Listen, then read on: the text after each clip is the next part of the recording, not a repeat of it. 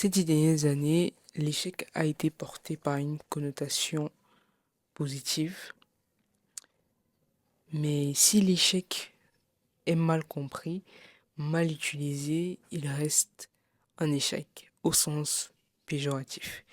Aujourd'hui, on est le 2 juillet et il est quasiment 18 heures au moment où je fais cette vidéo.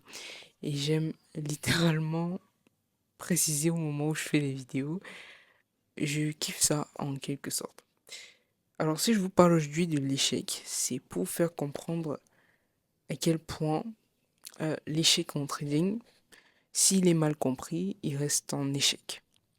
Parce qu'on a ce truc euh, qui est déjà tendance ces dernières années, où quand tu accumules des échecs, ça garde un sens péjoratif dans le sens où tu évolues.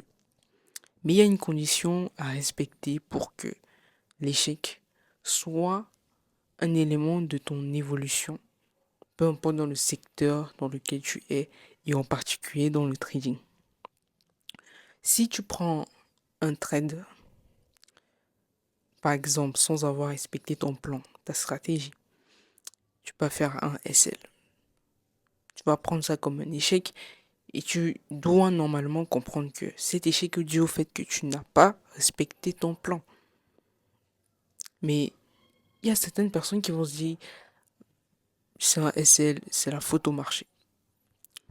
Le marché peut être fautif, si on peut le dire, parce qu'en fait, le marché s'en fout de vous. Le marché peut être fautif dans le sens où tu as respecté ton plan.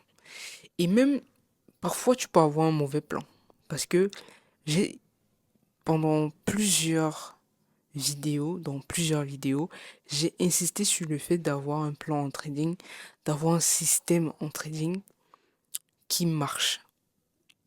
Mais le problème, c'est que même si tu as testé une stratégie, tu as backtesté une stratégie sur 20 ans, des stratégies, on va dire, mécaniques, parce que si tu as une stratégie discrétionnaire, pour ceux qui ne connaissent pas la différence, une stratégie discrétionnaire qui s'adapte un peu au marché, ok, alors qu'une stratégie mécanique, c'est un pattern strict qu'on recherche, un peu comme les figures chartistes. Donc, pour quelqu'un qui a une stratégie discrétionnaire, c'est pas évident de backtester ça sur 10 ans. Et ce qui se passe, c'est que de plus en plus, on a des stratégies discrétionnaires que des stratégies mécaniques. Et quelque part, c'est mon point de vue, je peux me tromper. Les stratégies discrétionnaires apportent un peu plus de résultats lorsque vous avez acquis la bonne compétence ou le bon plan ou le bon système. Donc, avoir un plan, c'est intéressant, mais avoir un bon plan, c'est mieux. Et parfois, vous pouvez avoir un plan que vous appliquez. Ce plan ne marche pas. Vous n'allez pas jeter la faute sur le marché. Vous devez constamment vous remettre en question lorsque vous êtes face à un échec. Et c'est cette remise en question qui va permettre d'évoluer en tant que personne vis-à-vis de cet échec. Le fait de se morfondre, le fait que ça fasse mal, ça arrive à tout le monde. Lorsque on a un gros échec auquel on ne s'attendait pas, psychologiquement, mentalement, on est vraiment dans un état parfois catastrophique pour certains, mais on est quand même mal à l'aise à l'instant où on apprend cette nouvelle ou à l'instant où cet échec se produit. Ok? C'est tout à fait humain et il faut juste comprendre que quand cette phase-là est passée, il faut faire à tout prix que cette phase-là prenne moins de temps pour que vous passiez à la deuxième phase qui consiste à vous remettre en question, à vous poser la question de savoir pourquoi ça n'a pas marché.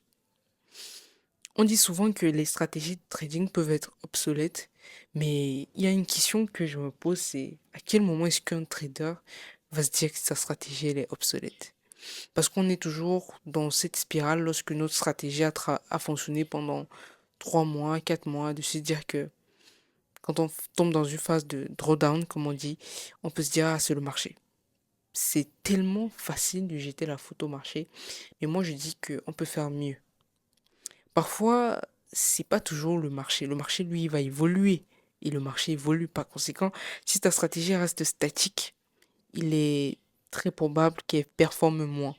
Par contre, si lorsque tu prends un stop loss, tu essayes d'étudier tout le temps, pas forcément de remettre en question ton plan, mais de te poser la question, ok, qu'est-ce qui aurait pu faire en sorte que ce trade marche en respectant mon plan? Est-ce qu'il y a un élément aussi minuscule parfois pour quelqu'un qui va trader peut-être ICT ou je ne sais pas trop quoi? Parfois, cassure de structure, c'est pour ceux qui traitent les cassures de structure, parfois c'est la forme de la bougie. C'est-à-dire, c'est parfois un petit détail anodin, mais qui change tout, qui te permet d'éviter des trades qui vont t'amener au SL. Même pareil, même si tu fais de l'analyse fondamentale, il y a des petits détails comme ça qui vont faire toute la différence. Mais pour pouvoir les repérer, il faut pas juste se dire, c'est le marché, je suis en drawdown, c'est le marché. Non, il faut optimiser sa stratégie et on optimise sa stratégie en prenant ses SL. C'est la seule façon qu'on voit que, ok, le marché est en train de changer, je dois améliorer ma stratégie. C'est l'une des choses que j'ai apprises ces derniers temps où je n'étais pas présente et je tenais à vous partager cela.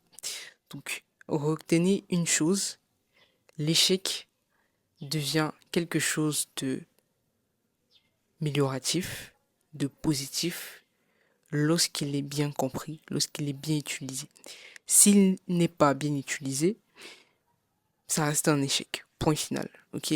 Sortez un peu de cette spirale dans laquelle on nous a mis ou dans les vidéos de motivation, on nous dit ouais, les échecs, tu peux te taper contre un mur tout le temps, et ça se casse pas, tu passes ton temps à te taper contre le mur. Donc voilà un peu un point que je voulais partager avec vous. Je sais pas si ça va aider surtout les débutants, mais il y a une autre vidéo que je vais préparer sur le sujet un peu des opportunités et je vais essayer de ramener ça au trading pour vous faire comprendre que si vous êtes débutant, ne vous faites pas avoir par certaines choses. Bon, je vais m'arrêter là. Je veux pas que la vidéo soit trop longue. Prenez soin de vous et j'espère que cette vidéo va aider plus d'un à se poser, à se remettre en question, à chercher à l'intérieur de soi, à observer ce que la personne fait. Parce que pour regarder à l'intérieur de soi, il faut pouvoir jouer le rôle de l'observateur, de se dire, ok, je sors de la scène, je suis le spectateur et je me regarde en train de jouer. C'est un peu bizarre, mais c'est l'une des choses qui va vous permettre un peu de revenir sur des petits points, parfois anodins, mais qui changent tout. Ciao, c'était la Difa et merci beaucoup.